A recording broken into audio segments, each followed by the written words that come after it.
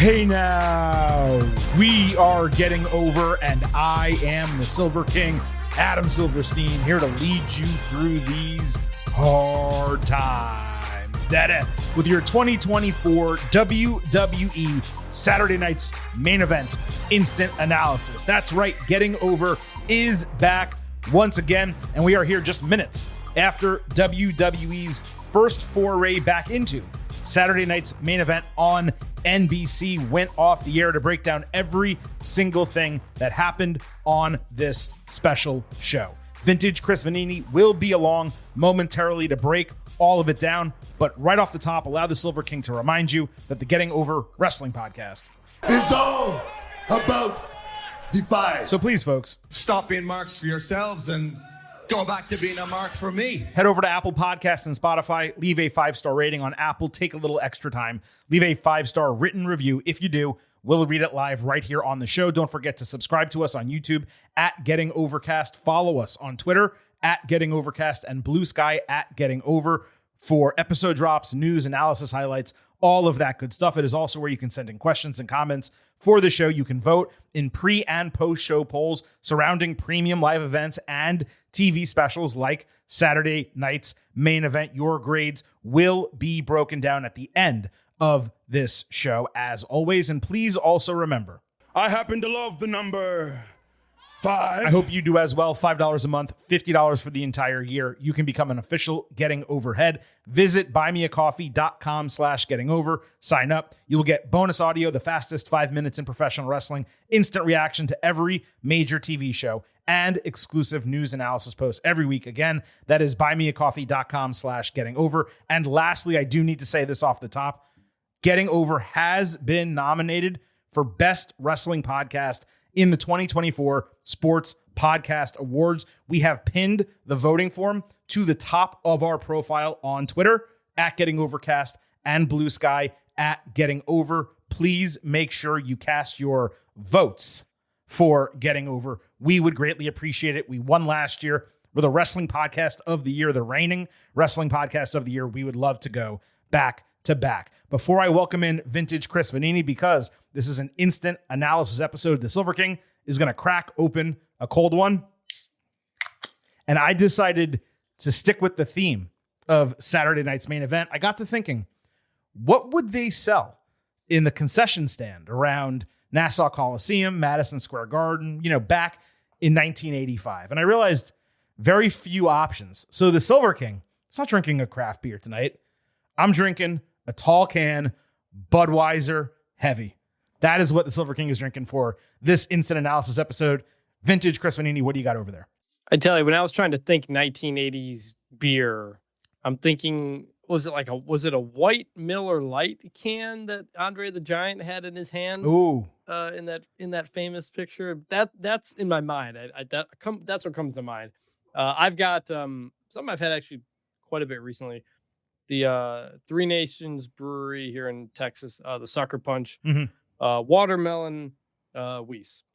I don't think I've had that sounds good, Weiss. I don't think I've had a Bud Heavy in a long ass time. I'll tell you, it's still good. I mean, it's there's a lot of great beer out there these days, but Budweiser is still Budweiser at the end of the day, and there's definitely some flashbacks to college going on right now in the Silver King's head right here. Yeah. Let's not waste any time off the top. We got a ton to discuss, as we always do right here on the Getting Over Wrestling podcast. Let's move into the WWE Saturday Night's Main Event instant analysis. Now, there were some significant go-home moments from SmackDown. We will discuss those in this instant analysis. Everything else that happened on SmackDown, and of course, everything that's to come this Monday night on Raw, we will discuss Tuesday on our WWE episode, where we will also take some of your questions and comments from Saturday night and discuss them. Whether we do a whole second look at Saturday Night's Main Event, I'm not totally sure. We'll see what happens on Tuesday. Before we even get into the match by match, I want to just go over the presentation a little bit. They used the old style WWF logo, but obviously they cut off the F and made it an E. There was a tons of pyro at the open of the show. We got some later as well. There was a limited stage and entryway with the old WWF neon columns. Blue long sleeve referee shirts. I thought that was a great touch. Yeah. Red, white, and blue ropes with navy turnbuckles. That was perfect. Steel barricades that were no more than 5 feet wide. So the wrestlers had to literally walk like through the fans, and it was great seeing the heels do that in particular. The intro was a mix of old school with a modern remix on the back end. Joe Tessitore, who was perfect in his role as host, Jesse the Body Ventura, they were in the Okerlund position for most of the show. The Body did call the main event match, Cody Rhodes against Kevin Owens. Pat McAfee returned on commentary. I feel like Corey Graves or Wade Barrett deserved that spot, but I get it from the standpoint McAfee's a huge star. He's more of a common fan that probably spoke to the casual audience watching. Tito Santana, Jimmy Hart, Greg the Hammer Valentine, and Coco Beware were all in attendance. And for anyone wondering, the Peacock feed, I have Peacock Premium Plus. It had commercials just like NBC did, so you didn't miss anything if you watched on TV. Just wanted to wrap all of that up in a bow for you, Chris. What are your thoughts on the presentation of Saturday night's main event? Fantastic. They also used Obsession, the theme song at the opening intro, which is a great video. I wondered if they could have 1980s-ized the clips so they weren't so sharp, make them a little fuzzy and whatnot and all that. It's like nitpicking, but it does make it stand out a little bit. We can talk about it more at the end, but I thought the MVP of the show was Jesse Ventura. Oh, man, he was great. At the beginning and the end. Yeah. He was incredible. We can get into it more at the end again, but they nailed this. They really nailed it. They did. From a presentation standpoint, grand slam home run. Not even a question about that. I don't think we're going to have to wait that long to talk about Jesse. I think we're going to do it right after we go over the main event, because that's the way we're going to kick this off. Yeah. The WWE Championship, Cody Rhodes defending against Kevin Owens, starting with SmackDown.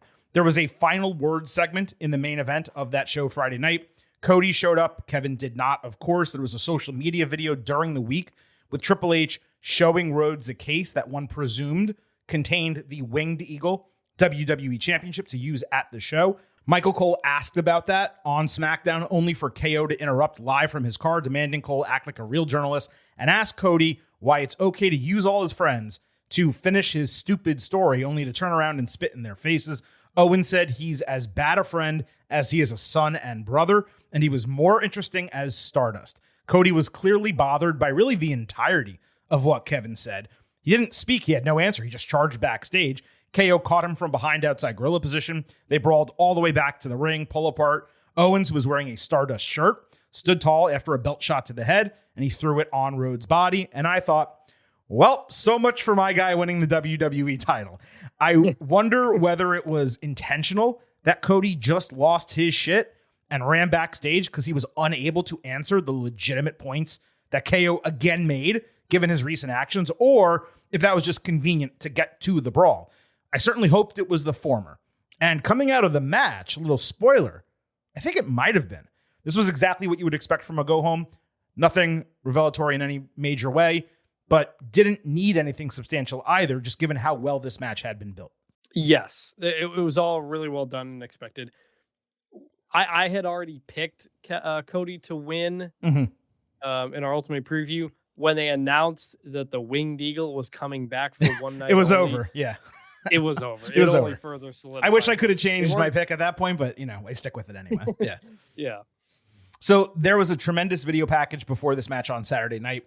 Owens wore an elbow pad for Dusty Rhodes. I don't think commentary mentioned that, but KO's done that before. Even in matches that don't involve Cody, he's worn that red elbow pad specifically for Dusty, but they just kind of let it go. Cody was indeed donning the Winged Eagle WWF Championship. It was immaculate. This was the only title match that got a full introduction from Lillian Garcia, and the bell rang, unfortunately, with only 14 minutes left in the show. That also kind of told you there was going to be no title change. Cody sold the ankle early after a tope suicida and then didn't really go back to it again. KO did Randy Orton's announce table backdrop saying, "Hi, Randy," into the camera. He had a swanton bomb after a commercial. They each did Dusty's punches, with Cody landing a bionic elbow and a disaster kick. Owens avoided a Cody cutter and set up on the announce table, only for Cody to hit an RKO out of nowhere. Rhodes came back with a double jump Cody cutter for a false finish. KO countered a superplex into his avalanche fisherman's buster. They countered finishers with Owens pushing Rhodes into an official who got knocked out. He hit the stunner, got no count, and then a 2.5 count when a new referee ran in. Cody avoided pop-up powerbomb with KO dodging a Cody cutter, taking out the second official. Owens ran Rhodes into the post, grabbed the chair. Cody avoided that, hitting Cody Cutter. And then he did crossroads onto the chair with a slight hesitation, but not really, for a 1-2-3 with Charles Robinson counting the fall, not even in the ring. He actually had one hand on the bottom rope to keep himself up, counting the 1-2-3 from ringside area. The highlight of this match, though, no joking, it was probably Jesse Ventura on commentary. He was immense, and he was perfect, both for the main event and the situation, with Owens bringing in the chair, not using it, Rhodes ultimately cheating to retain the title. Being a heel commentator, putting over Owens and not abiding by the way that Rhodes won, it was perfect for the circumstances of the match and its outcome. 40 years outside WWE, this guy has not lost a step. It was amazing. I want to talk about the match, but Chris, I want to give you the opportunity to pop in about Ventura. Yeah, like just from the beginning, the fundamentals of being a heel commentator have been lost for so long. Mm-hmm. Like, Bastardized. Corey Graves does it sometimes, but it's usually toward Cole. Barrett, it's like 1 out of every 3 storylines he's the heel. And he Nigel tries to be McGuinness, cool also, Yeah, like Nigel McGuinness sometimes on AEW, but like Ventura's so natural, it just comes to him. He knows, and I noticed that the other commentators didn't really know how to play off of him. They didn't show the indignation, that Gorilla Monsoon would show, like, oh, you stop. What are you talking about? Like that kind of stuff. They didn't quite know how to handle it, but like just the things he would like right off the bat at the opening of the show, Jesse goes, well, Cody abandoned Kevin Owens and he interfered in the match on SmackDown against Chad Gable and all this kind of like getting involved in stuff he shouldn't. And he's like, first off, love that Jesse's watching the product. Right. And 2, it's like, yes, that is the heel way of twisting something that happens where there kind of is a point, but you take it too far. And like, I would really love pro wrestling to get back to having heel commentators that are just heels. Right. I don't think we're ever really fully going to get there. Corey Graves, they're always pulling them in too many different directions. You can't really do that. But like the basics of being a heel commentator are there. You don't need to be like necessarily like witty or mean. It's just, you gotta be like, smart. What's the word? Just like confident in yourself. Yeah. That you are right. And everybody else should see what you're seeing. I'd love to have him back in more ways, more matches. I don't know, but he was a star of the show again. And it was just like, wow, it used to be like that. And you remember why he is maybe the best color commentator of all time. Everything you said is completely accurate. I just need to point out Jesse the Body Ventura is legitimately one of one. So like, yes, you cannot say, oh, and I know you weren't saying this. I'm not putting words in your mouth, but you can't be saying, if you're a fan, I wish Corey Graves could do that, or I wish Wade Barrett could do that, or whoever. They can't. Okay. Jerry the King Lawler tried to do a version of it, couldn't. And Jerry the King Lawler was a great heel commentator for a long period of time alongside Jim Ross. Jesse the Body Ventura is one of one. What astounded me was he was able to pop right back in and do a job, as well as anyone could have done in that spot, being away from WWE for 40 years, even if he was a weekly watcher, not sitting in a chair with a mic, doing that, working with 2 other guys, by the way, and Michael Cole and Pat Mack. That is immensely difficult. It's like he never left the chair. It was simply incredible.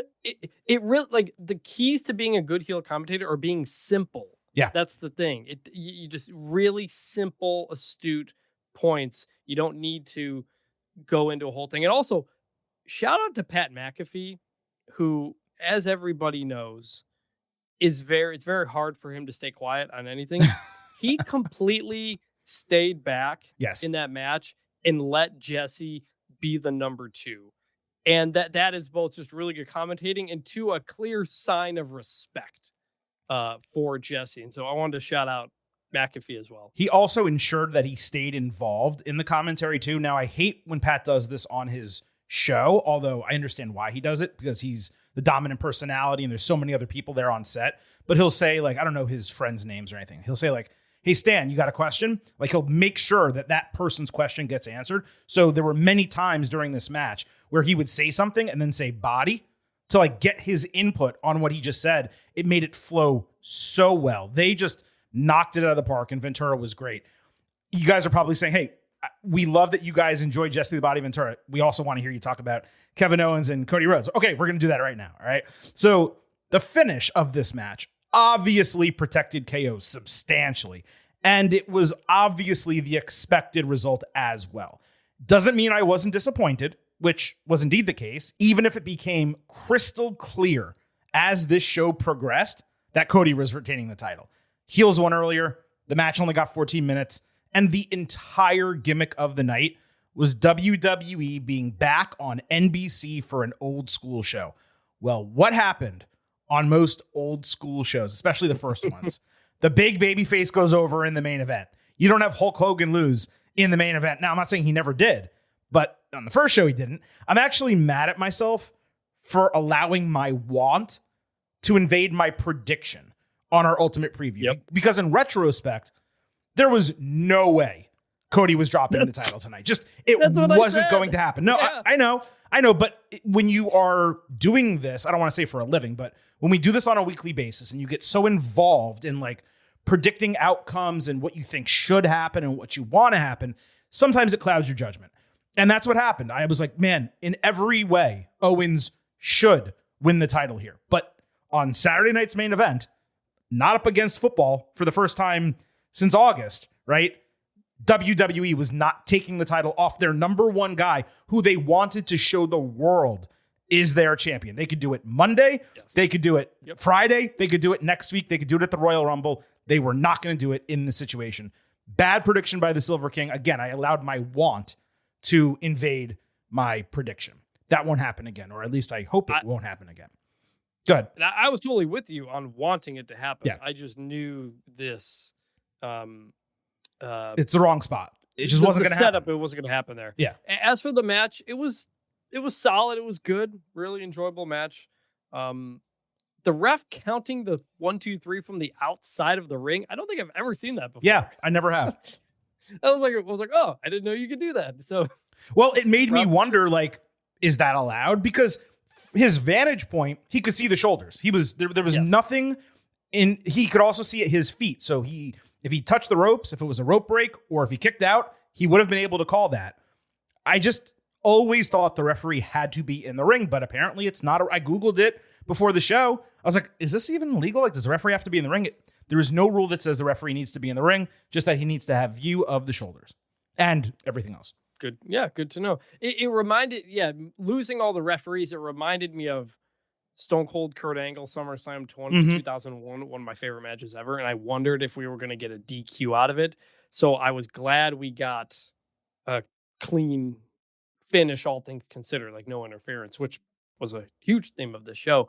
But yeah, Cody using the chair to win. I was like, oh, okay. Like there's a little bit different there in a kind of turn the tables back on the heel type of situation. So that was good. What probably bothered me most about it was WWE wasting 9 to 10 minutes just getting to the bell.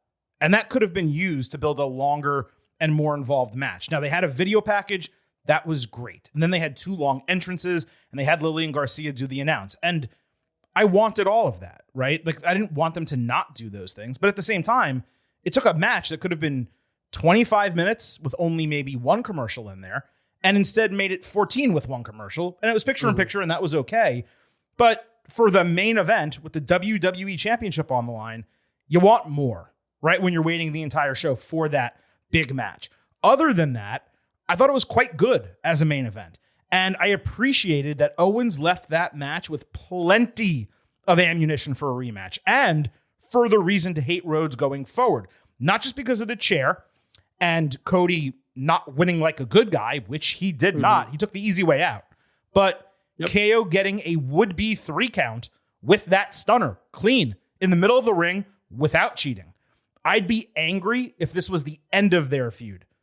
But given something that happened after the match, it's not. I went 3.75 stars, B+, not my favorite match of the night, not the worst match of the night, a real solid main event that moved the story forward. I know people wanted something more definitive. I certainly did as well. That doesn't mean I'm going to downgrade the match or the show just because I didn't get what I wanted.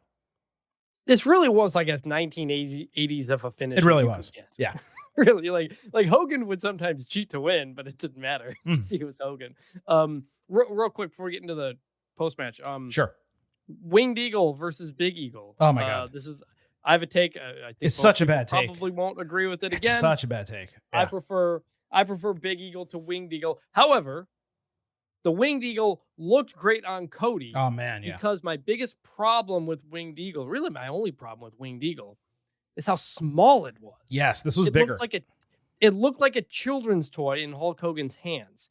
And so I don't know if this one was bigger than normal or if it's just Cody being smaller, because even the regular WWE belt looks giant on him. So either way, it did look great tonight. That is proportionally, that is what I always want from the belt. That's why I always like the Big Eagle more. That, and I first got into wrestling right as Stone Cold came up and they moved to Big Eagle. So Big Eagle is the belt of my childhood. While I understand people a few years older, it's Winged Eagle for them. So a couple things here. This was definitely bigger than the original Winged Eagle Championship, but it was still notably smaller than the current undisputed WWE Championship. Like even around his waist, you could see it was smaller. Yeah, because it fit him. Yeah, no, it fit him perfectly. So just so everyone is aware, this was not the original, right? It's a WWF title, and they weren't going to use that. They basically made a replica, and I'm pretty sure, I can't say with 100% certainty, but I'm pretty sure Cody was wearing the same title that they released immediately after the show went off the air on the WWE shop. It is called the Cody Rhodes Autographed Winged Eagle Championship Replica Title Belt, on sale for $6.99. That's actually disappointing to me, because if it wasn't autographed and it was just a replica, and it was obviously cheaper than that, I might actually buy one. But it was not identical to the other one, but it didn't matter. The visual of it was fantastic. To your question, Winged Eagle versus Big Eagle. Winged Eagle every day of the week and twice on Sunday. That said, I did like the Big Eagle. I thought it was a totally fine follow-up and better than pretty much, I want to say, every title that succeeded it up until the current WWE Championship, not the undisputed with the gold backing. I very much like the black backing WWE Championship that existed up until Roman Reigns, combined the titles. The other thing about the Big Eagle I just want to mention, I believe there was a period of time where it had a navy strap. Yep. I liked that. I thought that was really cool. Yeah, when Austin first got it, that's what it had. It had navy at the beginning. I got a toy of that when I was a kid. That was my first toy belt. I think I might have that also, or I had it at some point. The one that's it's like foamy or whatever, and it's blue. Yeah, it's navy blue. I think I had Big Eagle on it. That was the one my brother and I would always wrestle over when I was a kid. I had the Big Eagle, toy title, but I'm pretty sure I had that one as well. I would love to get a Winged Eagle title. The only championship I have, I don't know if you have any, but the only championship title that I have in full size is the ECW World Championship. I love it, and I'm so glad I have it. I think I showed it on a video call to Paul when we were doing an interview back in the day, like 5-6 years ago. I think I showed it to him on a video call one time, and he popped for that a little bit. But I have smaller titles that WWE sent me, like you could put them around your wrist. I have one for I think it was Raw 25, SmackDown 1000. So I have a Universal Championship in red, unfortunately, and the SmackDown Women's Championship, I guess, is the equivalent. But that's all I have. I don't have any other big titles, but Winged Eagle, if I was ever going to buy one, Winged Eagle, and then Black Strap Intercontinental Championship, the original, the Razor Ramon title. Those would be the two that I own. I don't have any real sized ones. I have toy versions of the current WWE, but the scratch one back, and Big Gold, and the AEW World Title. Yeah, just toys that I have hanging up in my background when I'm on TV and stuff like that. But I've always wanted to get one. Wait, you use those even like when you go on Paul Feinbaum and stuff? You still, that's all. Yeah, they're kind of off in the corner, so that's only cool. When you get a full shot, you can see it. But as a kid, I had the Big Eagle toy. I also did have a Winged Eagle toy, but it was made out of like some really cheap plastic, and so I didn't like it as much either. But if I were to get one, like I've always thought, like I do want to get one day, it probably would be either Big Gold or Big Eagle. I'd love to have the Big Gold belt also. I mean, I just prefer the two WWF championships that I grew up Yeah. with. I wasn't really a WCW guy or NWA guy. Yeah. So that's probably the greatest tangent. I mean, not greatest, longest tangent we've ever gone off on one of these instant analysis episodes. Well, it's a short show. It was a short show. But we got more to talk about, though, including immediately coming out of this match. Once Saturday night's main event went off the air, Owens attacked Rhodes in the ring, hitting his package pile driver for the first time ever on the main roster to thunderous boos. Rhodes got boarded and braced as KO stole the Winged Eagle WWE Championship and was celebrating with it on stage when Triple H confronted him, hit the title out of his hand, and got into a full-on, semi-violent shoving match because he can't do more than that. It was actually pretty funny. He was doing the shoving back and forth, and he's like, I can't really, you could see like it churning in his head. I can't do all of this. He pulled a referee between him and KO so that he could get involved as well, just to get ahead of at least part of Chris's forthcoming criticism. Let me just point out, WWE would have never, under any circumstances, allowed a wrestler to do a pile driver of any kind live on network television, period. You can get your take in about the gorilla aspect of this if you want. I'll let you go first, but I'm just telling you straight up, that never would have happened on TV. That's a good point, because my first thought was, because you had sent me the clips after, because I hadn't seen them. I was like, oh, here we go. We're doing just everything that involves Kevin Owens. We're doing it over social media instead of on TV. And I'm still annoyed that that is the case. It's working, though. Your point about network television, sure, yes, I get it. But like, it's just like, this was different tonight because it was a 2-hour show. You got to keep it in the time frame. There was nothing like to cut, to fit it in. But I was just like, oh, everything Kevin Owens is on social media and kind of annoys me. I miss when all the big stuff would just happen on television. It's a fair point. And what WWE is largely doing is going guerrilla after shows go off the air and then pushing that on the next television show. The reason why that actually makes a lot of sense in this particular week is because SmackDown for this coming Friday was taped. So they couldn't do anything live in front of fans with Cody and Owens because it would have given away, probably, the Saturday night's main event finish. So now they have this huge attack. I posted some fan clips on our social media while we're taping the show. WWE came out with a full 5-minute, 17-second video of the entirety of the post-match. Now they have a big 5-minute segment. They can air probably Monday night on Raw and then Friday night on SmackDown to kind of keep the story going. And that's the reason why I'm okay with it more than anything else. It's because the story's not over yet. I know this is only going to serve to pain me in the future. I'm still holding out hope that Owens will take the title at some point before the Royal Rumble. Even more so after what we got following Saturday night's main event. There were multiple mentions and teases of Orton on Saturday night to the point that I thought he might come out amid one of those referee knockdowns to more than likely help Cody, but perhaps instead help KO, like turning, having seen Owens was right all along.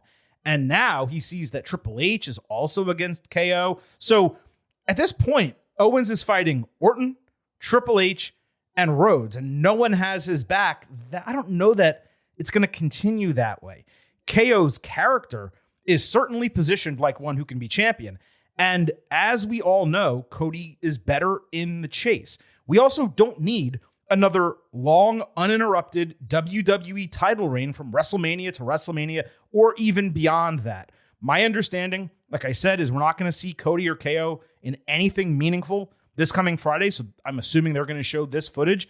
And I don't exactly know when they would hold the match. I don't think they would do a SmackDown title match on the Raw on Netflix, even though they're going to be doing Roman Reigns and Solo Sikoa on that show. It would seem like a little bit too much, but maybe they're just going to go full bore and make that legitimately like a major PLE card and put this match on that show. And if so, that would be the perfect opportunity to have Owens beat Rhodes and take the WWE Championship. Yeah, it is weird that the next major event for WWE is also Saturday night's main event. Well, no, it's Raw on Netflix, January 6th. I guess and then Saturday night's main event, and then the Royal Rumble. Yeah, I guess Raw. I guess Netflix Raw does make sense, but pay-per-view, like weekend-wise. Yeah. I still don't think it's happening. I don't think Cody's dropping the belt this close to WrestleMania as much as I would like it to happen. But it is interesting that we're going to continue this and Triple H shoving him and everything like that. How long is Cody going to be out? Randy Orton's been out for like a month since taking the pile driver. Now I know he had neck issues, so maybe Cody can come back quicker, but following the math there, Cody should be out for a little bit. We'll see if it happens. Also, by the way, I was looking at WWE Shop for the next 30 minutes. You can get the Winged Eagle for $300 on here. The same one? That's $700? No, it's not the Cody one. It's just the other one, the regular one? Yeah. Yes, the regular. Oh, one. That's attractive. Also, the Undisputed Championship from the early 2000s is $700. knocked down from $1,000. You made me go to the website just while we were talking. The Chelsea Green shirt. We'll talk about her in a moment. Incredible shirt. I don't know if you got a chance to see that. Her as the Statue of Liberty. So it's fantastic. So look, I mean, like, I love Kevin Owens. I want him to win the belt. I don't see it happening this time of year, and I worry that he's just once again being strung along as the guy who fights as jobber to the stars, essentially. Well, it's not jobber, but yeah, I mean, the guy who doesn't, come out on top at the end. And by the way, just looking at the Winged Eagle, we got to get off this topic. But it looks like the dual plated version, which I don't like at all, is the one that's on sale. The regular one is still $430. So, yeah, I didn't realize there were two different ones. Yeah, there's two different ones, but so they do sell it. That's at least a positive. And by the way, if you ever want to buy anything from WWE Shop, which is obviously through Fanatics, if you want to buy anything from Fanatics at all, in our profile on Twitter and on Blue Sky, at Getting Overcast on Twitter, at Getting Over on Blue Sky, we have a link tree and we have a link to WWE Shop right there. We'll get 10% commission. You'll be able to get a coupon code and it'll be great for everyone. So make sure you do that if you're ever buying merchandise from WWE. Let's move off this match. We spent a good amount of time on it and the Winged Eagle WWE Championship. We have 4 more to discuss on this card. I promise we'll go through them a lot quicker than that. Women's World Championship. Liv Morgan defending against Io Sky. This was second on the show with both women out to the ring on their own. No one with them ringside. Morgan had a Livin' Dirty shirt, which I got to tell you, for me, It look good, but she's got me saying, hey now! Io hit a springboard moonsault, tope suicida crossbody, and springboard missile dropkick. She missed a bullet train, which is a new name for her running Meteora, apparently. With Liv hitting a flying codebreaker, Sky came back with 3 German suplexes, all really tight near Morgan's neck.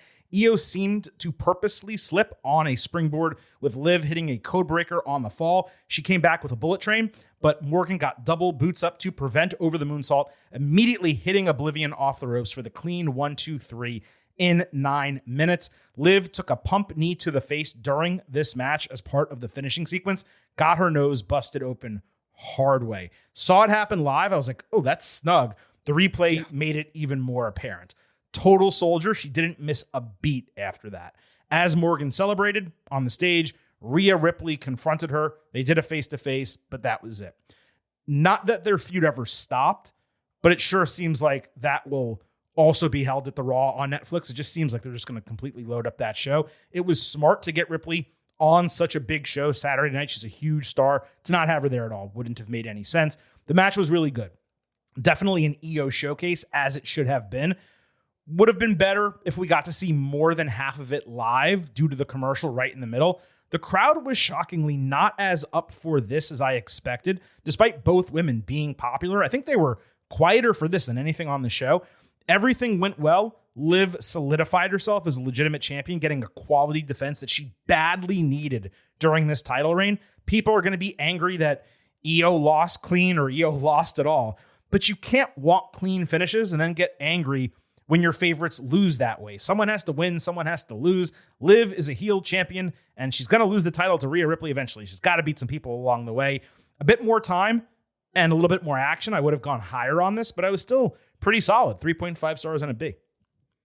Yep, this was good. Also, I liked right off the beginning, they gave you the backstory vignette, like told to somebody who hasn't been following it all. Kind of like how they used to do it like way back in the day, like with the whole point of the show, which I thought was a really like simple but useful way to do that. Even as someone who watches every week, seeing it laid out that plainly, I was like, okay, I feel like I'm fully caught up and I know how I should be feeling going into this. So I thought that was really cool. They didn't do that for every match, but this one, it really stuck out. They didn't do it as successfully for every match, but they did try to give the casual viewer some insight into why people were fighting. Yes, and commentary did as well. Michael Cole was very much a Liv Morgan who blah blah blah, and would like tell you the stuff. So that was very much an effort, as it should be when you're going on NBC in front of a new audience and trying to bring back lapsed fans. So I liked all of that. Match was good. Finish didn't quite nail the Oblivion, but I think that's on EO more than Liv because can be a tough move to take. It seems like, but yeah, no clean win. The last couple of weeks on television have been non-stop interference finishes. And so it was so refreshing on this show to have none of that. Right. And it was like, oh, you can just lose clean and it doesn't ruin you. And it elevates the person who beats you. And so I thought that was all good. Indeed. Let's talk about the World Heavyweight Championship. Gunther defending against Finn Balor and Damian Priest inserted on Monday night into a triple threat match.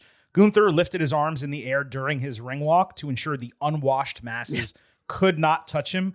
I got to tell you, I love Jesse the Body Ventura. I loved a couple other touches on this show. I loved that from Gunther. Yes. I actually had people send us tweets. I'm not going to call anyone out saying, oh, clearly the wrestlers hate that the fans are too close to them. No, they don't.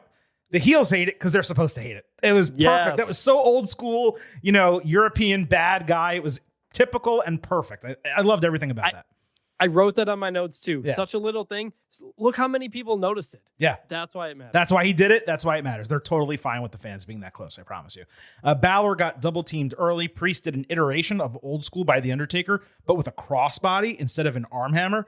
Razor's Edge was twice prevented. Balor nearly got a fall, countering a sleeper. Priest powered out of a sleeper himself. He caught Gunther with South of Heaven, only to eat Sling Blade and missile dropkick from Balor. But Gunther prevented coup de grace, and Priest took him off the ropes with a Razor's Edge, him being Gunther. It was a great spot.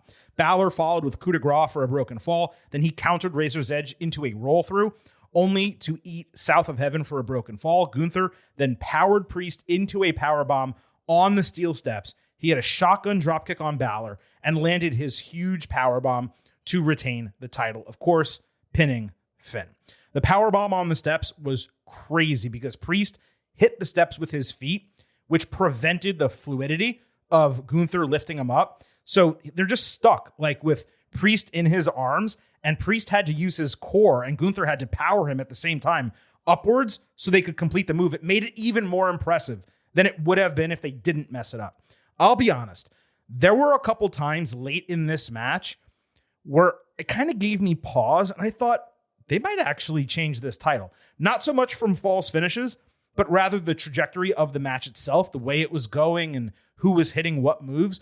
Ultimately, I hated seeing Balor get defeated so flatly, but he did take South of Heaven and the powerbomb consecutively, plus a missile dropkick or a shotgun dropkick. But it was the right booking, just given the positioning of all three guys at this juncture.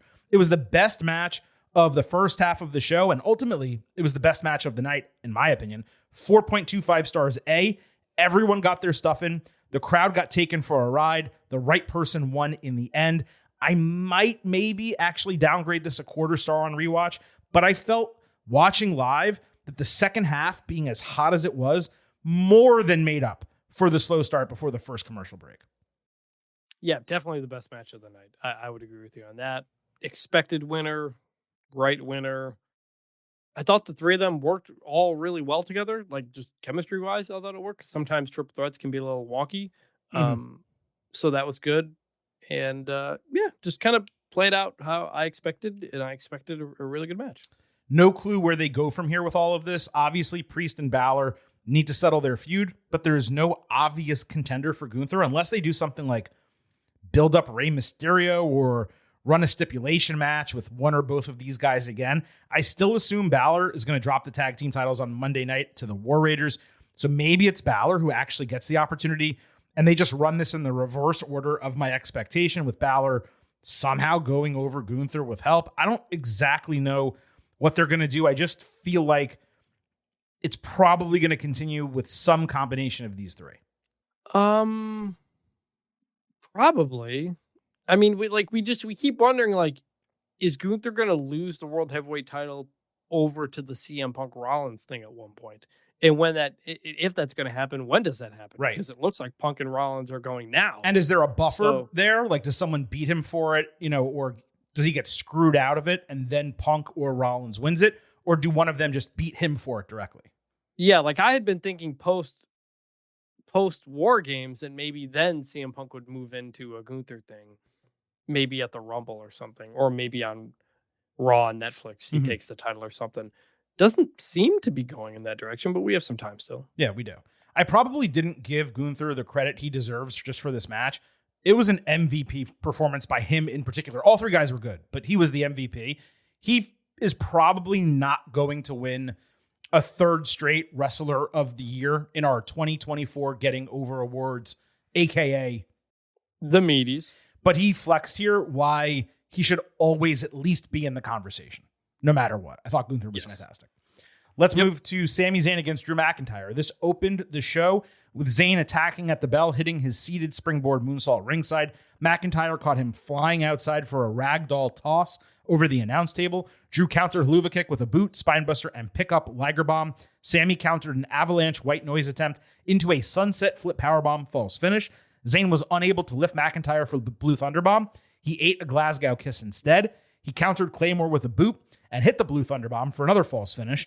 McIntyre rolled out of the ring to avoid a Luva kick, and he tricked Zayn, luring him outside while going himself back inside, hitting a Claymore and getting the clean 1, 2, 3. This was an absolutely excellent match. And yes, Sheamus, a total banger. It was a tremendous opener to a show like this. Drew winning squeaky clean and outsmarting Sami was the necessary move coming off the CM Punk loss. Plus, Sami's character had it coming, just given, Drew is right about everything. We've talked about that plenty. Can only imagine what this match would have been at WrestleMania as originally scheduled. Don't really have much else to say, just given the quick turnaround from build to match. But Zayn can take this loss with ease. I presume McIntyre moves on to Jey Uso starting Monday night as he just goes through everyone who wronged him. And despite it being short with a quick build, 4 stars A-. The crowd really made this match. Yeah, I mean, short, sweet, and to the point. Exactly what you needed and expected, given the quick turnaround and everything. Do we think? I mean, like, what is the ultimate end spot here for Drew McIntyre? Do we think is it a Cody thing? Is it if he's gonna kind of go after all these people, like where is he gonna be come WrestleMania? I couldn't tell you right now. I don't know. It's tough to say because of the whole transfer window thing. Like, we don't know who's gonna be on what brand, and obviously that doesn't even really matter at the end of the day when you have the Royal Rumble and the Elimination Chamber. I truly believe the WrestleMania card might not be as predictable as last year's was, and even that got changed because of obviously some people were unavailable due to injury and whatever you want to call it, suspension, not being part of the company anymore in terms of Brock Lesnar. So I think we're going to be in for some surprises when it comes to WrestleMania season. But it is clear that what McIntyre is doing is taking out everyone he feels wronged him and sided with Roman Reigns, which kind of makes me think that is at least some level of possibility. He's taken out Sami. He took out Jimmy Uso on SmackDown. He clearly has issues with Jay long term. That's the other 3 members of the bloodline. Guess who's going to be on Raw all of a sudden? January 6th. Roman Reigns, right? So maybe we're actually getting Reigns and McIntyre, which, by the way, if you ran that match and feud for WrestleMania, I don't know how you get there, exactly to go them going against each other. I mean, I guess I kind of just told you, but in terms of it making sense for them to go against each other. But if you could actually facilitate that, holy shit, would that be a booking? I mean, you want to talk about like 2 guys at the top of their game going head to head simultaneously? McIntyre and Reigns, that would absolutely be a banger. I would love it, but that's not happening. I don't believe it will. I'm just Roman is too high of a level, I think, to like do WrestleManias with Drew McIntyre anymore. And I don't mean that as a slight for Drew McIntyre. It kind of sounds like a slight to Drew McIntyre. It does. I mean, like, literally, he is the main event of every single WrestleMania. In fact, didn't the 2 of them do a WrestleMania match once? They did. Roman came back from his latest, I don't want to say bout with leukemia. That sounds incorrect. But when it flared up and he had to take medicine again and go like get treatment and do everything that he had to do, when he came back, it was I forgot what the term was that they used. They had it on the shirts and all that type of stuff. And he had a match with McIntyre at WrestleMania that actually was not very good at all. But I think it was like the opener, if I recall. That sounds right. Too. Yeah, that sounds right. Yeah. And by the way, you could use that in the story. I think you're really downplaying the fact that McIntyre can main event at WrestleMania. I just think in the age of Cody Rhodes, CM Punk, Seth Rollins, and The Rock.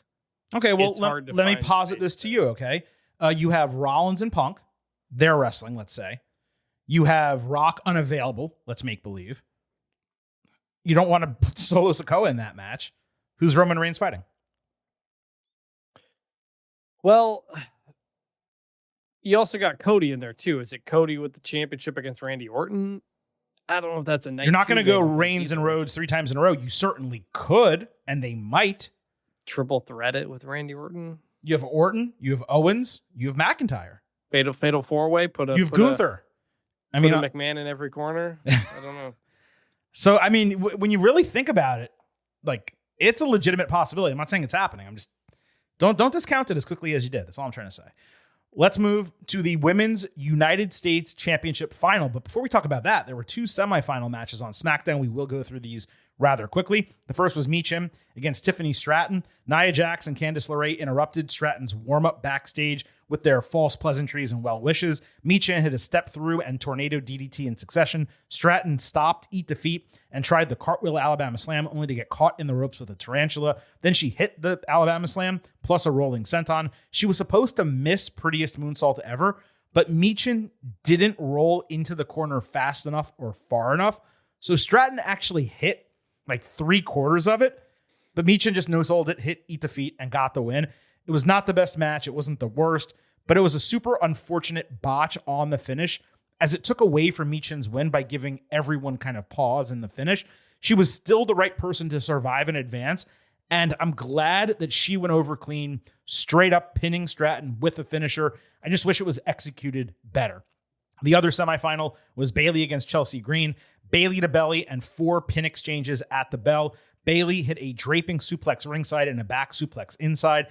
Piper Niven convinced Green to do a move off the ropes, but she missed a Vader bomb, eating a pump knee and sunset flip into the turnbuckles. Chelsea caught Bayley running with a Rough Rider, only to eat basically a zigzag. Piper saved Chelsea from a flying elbow, only to eat one herself ringside. Green threw Bayley into the timekeeper's area for a 9 count, kicked her in the face upon re-entry into the ring, and hit Unpretty Her for the squeaky clean win. Smart way to protect Bayley with the finish. Unfortunately, the crowd was completely dead for this match. Whether that's because Bayley isn't as over as a face or they were just shitty, it's really tough to say, but Hartford was rather terrible all show on Friday night. Chelsea did get a really nice pop for the win. I presume that's because it was unexpected from the fans. And the only thing I wanted to point out was between the finish of this match, what happened with McIntyre and Sami Zayn, and kind of what happened in the final of the U.S. Women's Championship as well. They were all very similar, like going outside the ring, bringing the person back inside, catching them on coming back, hitting a finisher. Very repetitive. WWE needs to be more careful about that. As we discussed, Chris, WWE had a choice here to give the title Gravitas or the first champion Gravitas by having Bayley either win the championship or get beaten in the final. They chose to do neither. They instead went with a first-time title holder no matter what, Michin against Chelsea. At the juncture that ended SmackDown, I felt that they couldn't go wrong. There was no bad choice for me. Either woman would be a good first champion. I preferred Green chasing a little bit as the second champion. Coming out of SmackDown, did you kind of feel the same way, or what were you thinking about this? Coming out of SmackDown, I knew Chelsea Green was winning because I love Michin, but she was not going to be the first U.S. Women's Champion. It seemed pretty clear at that point. All right, we're going with Chelsea here, and I think everybody kind of knew that was coming. All right, well, let's get to the match. This was the penultimate match on the show. Good call by Cole reminding us that this was actually a rematch from the dumpster match, which I completely forgot about. Oh, yeah. Unlike the other women's match, Piper Niven was ringside. She took out Michin with a huge boss man slam early. They each countered finishers with Chelsea hitting Rough Rider coming back. Michin dodged her on a tope suicida into Piper, who caught her. Michin came back with an apron cannonball on both of them and Eat Defeat on Niven ringside. Then she barely hit Eat Defeat on Green for a last-second rope break with her foot, which was a perfect spot. Fans start chanting for Chelsea. She slaps Michin in the corner, then flips her body off the top rope, landing on the ring, nailing her Unpretty Her seconds later to win the championship. Nick Aldis awards her the title. Niven lifts her in the air. Pyro goes off. This was the third match in a row where Michin failed in the finish, which is probably coincidence, but also super unfortunate and something they need to look at.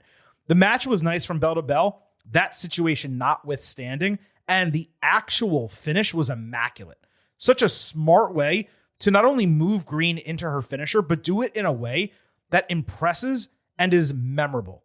You give the move itself something special. It's kind of plotting to set up normally. You have to hook the arms, turn the person over. It's slow. Doing it this way, that's a memorable championship win. That's something you're going to say, oh yeah, that's right, Chelsea Green. Oh, and then she did that move when she won the first United States championship for women. Like, I wanted Chelsea to chase. I have zero issue with her being the first champion. And there's no question that she completely deserves it and was indeed the fan choice for it.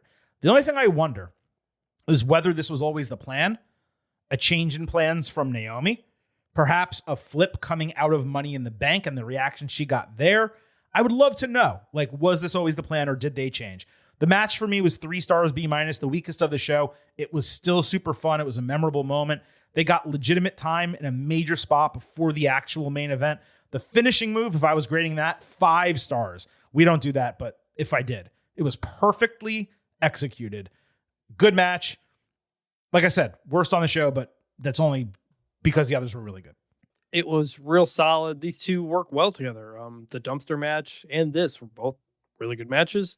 And to your point about the finishing move being memorable, when she landed it before the Unprettier, you felt the crowd go, oh yeah, they were already going crazy. The crowd popped for that. Then you get the finisher. Then the 1, 2, 3. I think Chelsea winning was the pop of the night. I think that got the biggest cheer. It was up there, even more than Cody winning, and that was a really, really cool moment. Well deserved for Chelsea, and again, she won clean, which is so huge. She never wins clean.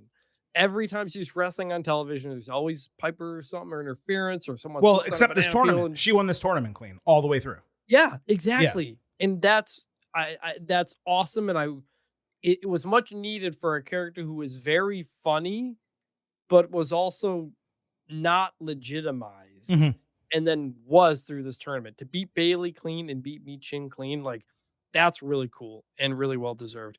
I had wondered if Matt Cardona was going to show up because he's from Long Island. No way. I don't know if he was there or not, but he obviously wasn't on the show. So that I don't know if you're aware, because I know you're in and out with AEW, but he's currently running a program there, so there was no chance that he was going to show up. I know he was. Yeah. I know he's in Ring doing something with Ring of Honor. I didn't know if he was in AEW or not, but I know the same company. Yes. Once you had mentioned that, I realized it wasn't going to happen. But still really cool. And yes, a really unexpected way that this tournament went. Like, we all thought maybe Bailey, maybe Naomi, and then it ends. And then Chelsea was maybe like 3rd or 4th possibility, but we thought if it happened, it would be kind of a joke. And this wasn't done in a joke. Like, they treated her like a big deal. And that's really cool. It was awesome for her. Such a great moment. And it wasn't, she's running around laughing, haha, I won. It was, no, I won. And like, my heavy is putting me on her shoulder and we're celebrating because I'm the new United States Women's Champion. Like, it was a notable moment for her character, for the title, legitimizing it. It got a great pop, which was a perfect reason why going with her was a good decision. Michin probably wouldn't have gotten the same reaction. Definitely wouldn't have gotten the same reaction. Naomi would have, though. And Naomi may have even gotten a bigger reaction, which is why I'm so surprised they still didn't do that. That's why I'm so curious if they changed plans after Jade Cargill got hurt. I just have a feeling that's what happened, but maybe I'm wrong. Maybe this was the plan from the beginning. So look, that wraps up the WWE Saturday Night's Main Event instant analysis. Now we're going to go and discuss our overall grades for the show, starting with our pre-show expectation grades. I was a 90 out of 100, an A-, I believe, on the Ultimate Preview. Chris, I forgot your grade. Were you an 89? Were you a B+? That was a B plus. Yeah, I think it was 88. I think it was like straight B plus. 88 out of 100. So we posted a poll on Twitter at Getting Overcast before the show. That way all of you could share your pre-show expectation grades.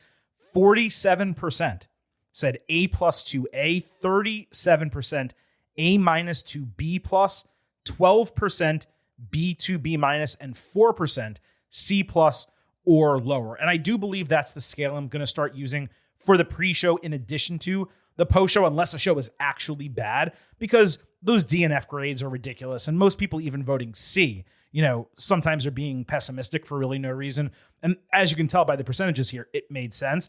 That came out to a 93.52 out of 100. So an A, the lowest possible A from all of you coming in. So you guys expected a better show even than Vintage and the Silver King. Chris, when we give our post-show grades, you always get the opportunity to go first, and that is exactly what you're going to do right now. What was your final grade for the first iteration of the returning WWE Saturday Night's main event? B plus. It was exactly what my expectations were, pretty much. Love the old school stuff. No unexpected winners. Jesse was good. Cody won. Just was exactly what I expected. There was the most memorable part of the show was Jesse Ventura or Chelsea Green winning. Those are the two memorable things to me. I don't know if anything else from the show is exactly memorable other than just the old school feel of it. So I'm sticking with B plus. I'm actually a little surprised at your grade. Before I give mine, I kind of want to do mine at the end here. Let me see what the listeners had to say. You Getting Overheads, you also got the opportunity to vote on Twitter at Getting Overcast. I'm going to do this live because I usually do the math while you speak, Chris, but you wrapped that up pretty quickly. So we had 27% A plus to A, 42% A minus to B plus, 29% B to B minus, and then 2.2%, I guess it's 2% now, C plus or lower. So definitely a shift downward from the pre-show. I am stalling while I use a calculator here, and now I have the final result. That is a 91.2 out of 100. So an A minus, but still a solid A minus, not at the bottom. So they were still higher than you, but definitely down about 3 percentage points from their expectation. So as far as I'm concerned, there's two different ways that you can break this show down. You can evaluate it purely on the matches and the booking decisions like you would a premium live event or a pay-per-view, or you can consider that coupled with the entire presentation, it's recognizing that WWE tried to do something special with the old school theme while taking the opportunity to present its product to a national broadcast television audience in prime time on the only Saturday night without major football since August. If you take the latter into consideration, it was a 2-run home run. Some of the company's best wrestlers got showcased. The product was crafted in such a fashion that it could appeal to a live audience, and both current and former fans had parts they could enjoy. If you're a former fan just checking it out, you weren't lost because they explained everything. If you're a current fan, the overall appeal of what you got to see just came across as special. And on top of that, there was a lot of great wrestling on the show. I'm not saying it was, knockdown, drag out wrestling. None of these are going to be in the match of the year conversation, but nothing on the show was bad at all. Issues were obviously the commercial breaks and trying to fit 5 matches into 2 hours with all the other pop and circumstance included. While I loved that effort, given the length of WWE's entrances, it tightened everything up and it necessitated a commercial during every single match. The goal by NBC was to get everyone watching on television. But as a Peacock Premium Plus subscriber, I should have been able to watch this commercial free, straight up. Mm-hmm. What I don't understand, though, Chris, are people who are criticizing this show for having ads or analyzing it like it was a PLE. It wasn't. It was a TV show with a loaded card. That's all they ever told us it was going to be. If you thought otherwise, you were being willfully ignorant to that fact. Back to the booking, though, it was disappointing from the standpoint of being a weekly watcher in that I wanted something fun or unexpected to happen, like a major title change. there was also the opportunity that was not utilized to return someone to a big pop. Why didn't Randy Orton come back during the show? Just as one example. Maybe we will find out in the coming weeks exactly why, because it wouldn't have made sense in the storyline, but it seemed like they were going to do something like that on the show, and they didn't. But again, for a first-run effort, I understand why they went with the company guy babyface winning the main event, and it did not make any sense to change either of the Raw titles. That didn't change the quality booking of the first 4 matches, all clean finishes, and the protection of Owens in the main event leading to the post-match angle. It got convoluted, but it was appropriate. So in a rare occasion here, I'm higher than everyone. I'm higher than our listeners. I'm higher than you. I'm at a 92 out of 100, a solid middle of the road A-, because I'm taking everything into account. If it was a PLE, I'd be at maybe a high B or a B+. I'd probably be a solid B+ if it was a PLE. If this was an episode of Raw, I might even say the same, because there wasn't any storytelling. There weren't really angles. There wasn't much to draw you in. But for what this specific show was trying to accomplish, it actually exceeded my expectations. It just fell short of being transcendent in any way. Nothing actually happened of major significance on television. The biggest thing that happened came after the show went off the air, as we talked about earlier with Owens. Are you counting that in your grades? No. Are you counting the Kevin Owens attack afterwards? No, not at all. No. If I was counting that, I would have been 93, maybe even 94 if I was counting that. But no, I'm not. I'm only counting what happened on the 2 hours of television. So, I thought it was immensely successful for Saturday night's main event, what they were trying to do. What I'm immensely curious to find out, though, Chris, and we mentioned this earlier, there's going to be another one of these in about 5 weeks. I want to see how that compares to this. There's no way, I can't even imagine they're going to put a card together for that compares to this. But if they do title changes on that show, or heel turns, or returns in general of talent, perhaps that's going to hit people differently. But yeah, again, for Saturday night's main event, judging it as the unique event it was, I'm at an A-. That's shocking to me, because like you said, almost nothing of note happened. Yeah. It was just wrestling, Mm-hmm. and we didn't even get any title changes. Maybe it's the nostalgia aspect of me. The presentation was an A+. The presentation was 100 out of 100. I mean, they couldn't have done better, I don't think. The only thing I would have asked more was for Jesse to be on every match instead of just the main event at the Open. But no, I mean, to me, it just completely met exactly what my expectations were. WWE does retro really well, but like there's nothing I'm going to come back to and really watch from this other than the moment where Chelsea won. And maybe I'll watch it back to listen to Jesse again, but it was very, I to your point, I am surprised they didn't do anything big. Like, I'm really surprised. We thought for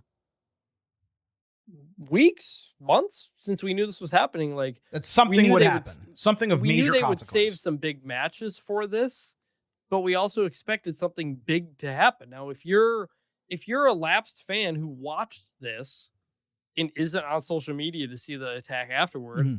what makes you want to tune in on Monday other than like, oh yeah, wrestling? I don't know about that. I thought it was super entertaining, but yes, there wasn't a hook. And that's why, to your point, like, if Saturday night's main event went off the air with Owens attacking Cody, and then it goes off the air and you see the package pile driver on social media after it's over, because it gets, oh my God, we're gonna, tune in Monday and Friday to find out what's going to happen next. And it gets cut off. And then we see those clips. To me, it's even more successful. That's really what they should have done. But they wanted the big time. Again, I've already said it 3 or 4 times. They wanted the big number one babyface to go over on the big show in front of a network television audience. Like, that was the goal. This is a rare occasion where I'm almost giving them a little bit of a break. Like, usually I'd be critical of there not being a major development or not being a title change. I know there was a new champion crowned. But the Raw matches that were here, you weren't going to change those titles. It didn't make any sense. And even though I badly wanted Owens to win the title, in retrospect, it made sense why they did not. The other part of this that we need to consider is it came just 2 weeks after Survivor Series War Games. And now it happened 3 weeks before the Raw on Netflix that they are clearly investing even more into. And then 21 days, I think it is. So 3 weeks after that, we're going to get another Saturday night's main event. So maybe they were caught in between a rock and a hard place where they didn't want to give away too much because they have so much more coming down the pike. It is the road to WrestleMania as well. I don't exactly know, but I'll just tell you, man, I sat down in front of my television on Saturday night at 8 o'clock, and I was immensely entertained for 2 hours. And maybe it hit the nostalgia bug inside of me a little bit as well. Maybe that's why my grade is a little bit higher than yours and even the listeners. But I was super entertained. And again, my opinion is that I'm treating it like a special TV show, not a PLE. If this was a PLE, it absolutely would be much lower. It would be a B+ or lower for me. I'm grading it like a pay-per-view because it's Saturday night, and that's not what it was, though. So. I mean, it just wasn't that. It was a pay-per-view on television. Kind of. It wasn't. It just wasn't. That's what most of the pay-per-views, we just get matches. Like, we usually don't have Yeah, but you don't have commercials in between all of them. And most of the matches don't go 8 minutes. They go 17. It was much more like a pay-per-view than it was a Raw. It was more like a pay-per-view than it was a Raw. But what it really was like a Saturday night's main event. I mean, this is what these shows were. I think people went into this not realizing they were before my time. So I know of them and everything, but like it wasn't a thing for me when I was a kid. I just feel like a lot of fans went into this not having a full understanding of what it was going to be. And you know what? Maybe I did a shitty job, or we did a shitty job on the Ultimate Preview, kind of communicating that as well. Like, I got some tweets. Oh my God, I love this. This was the greatest thing WWE did this year. Then I got others. This was terrible. I hated it. Like, nothing was. So very polarizing when it came to the feedback for this. I was actually surprised, but perhaps that was an expectation level set that maybe WWE didn't accomplish. And then for our listeners in particular, we didn't accomplish. But, now everyone knows what this is going to be going forward. I would expect future iterations of Saturday Night's Main Event will have more significant happenings, but we'll have to see going forward. We have another one of these, like I said, 6 weeks from now, 5 weeks from now, something like that. And we have that Raw on Netflix coming up as well. I would just say, I think the reason some people may have expected more is because there is no December pay-per-view. Like, this is the big show of December. So it's the only, if you weren't thinking about Raw on Netflix, right? When this was announced, the other Saturday night main event was not announced. So when this was announced up until a couple weeks ago, it was the only major WWE show between Survivor Series War Games and the Royal Rumble. Yeah. And because Cody Rhodes and Kevin Owens was the main event, I can understand people thinking something big is going to happen here. And that's why I thought they were going to change the title. But again, in retrospect, that was a bad call by the Silver King. Yep. All right. That wraps up this edition of the Getting Over Wrestling podcast. We will be back on Tuesday with your next WWE episode. We'll have any fallout, second thoughts, second look, whatever the case might be, coming out of Saturday night's main event. We will also discuss everything that happened across SmackDown this past Friday and Raw this coming Monday. We will have your NXT and AEW show on Thursday. And throughout this entire week on social media, Twitter @GettingOvercast, Blue Sky @GettingOver, you will see nominations for the 2024 Getting Over Awards, aka the Meaties. If we miss anyone as part of our nominees, please reply and provide yours as well. We will make sure they are part of the ballot. Voting is going to be fast and furious for this. We are super tight with just 2 weeks until the end of the year. We also have your 2024 year in review episode.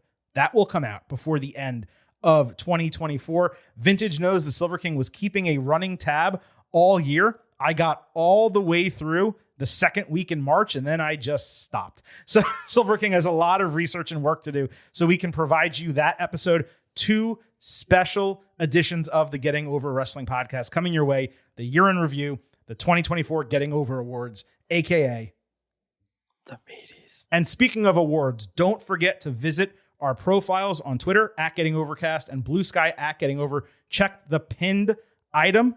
Click that link. Vote for us as the 2024 Wrestling Podcast of the Year. Allow us to go back to back in the Sports Podcast Awards. We would greatly appreciate your support. Please remember that the Getting Over Wrestling podcast It's all about the five. Head over to Apple Podcasts and Spotify. Leave a 5-star rating. If you leave a 5-star written review, we'll read it live right here on the show. We already told you about our social media. If you have questions or comments, hit us up over there. You can subscribe to us on YouTube at Getting Overcast. And please also remember, I happen to love the number 5. I hope you do as well. $5 a month, $50 for the entire year.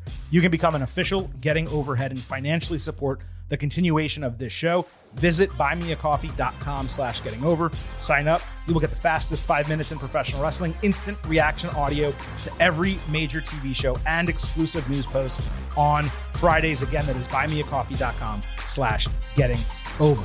Thanks to Vintage for jumping on. Thanks to all of you for listening to this WWE Saturday Night's Main Event Instant Analysis edition of the Getting Over Wrestling podcast. It is time for us to sign off and for me to leave you with just 3 final words. Bye for now.